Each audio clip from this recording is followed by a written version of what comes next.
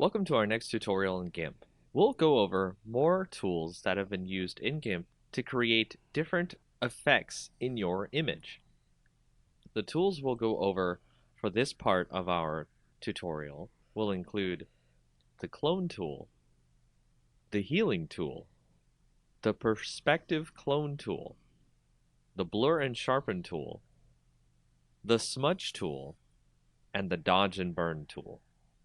Starting out with the clone tool, if you go to our image that you see here, it will not let you do anything with the brush until you hold down Control, click a source on the image, and then it'll use that source when you decide to paint on your image, thus duplicating the image as you paint over it.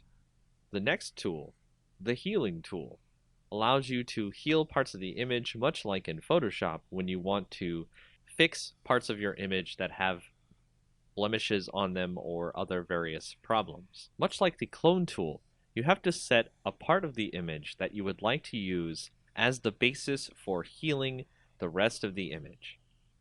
And as we start moving through our image, it'll try to heal the image based on what's around it, as opposed to the previous clone part where it just copied whatever it was using the source as. For the perspective clone tool, we can modify the perspective of our image, not in a permanent way, but in a way that GIMP will use when we decide to clone the rest of the image later. By going to the perspective clone option in the tool options, we can now set a source that we'd like to clone from, say this corner up here where the perspective will be changed, and we can paint that into our image. And as you can see, the perspective of the image in the upper left is now in our bottom right at a very different perspective. The next tool, blur and sharpen tool, we can set to blur.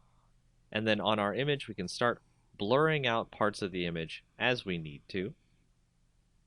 And then if you set that to sharpen, you can sharpen parts of the image as you need to. You can turn up the rate on this to increase the sharpen amount, so that way you do not have to sharpen more than once on an image. If you go to the smudge tool, this will use the colors around it and smudge them together so they become more of a blur with all the colors that are included when you start smudging.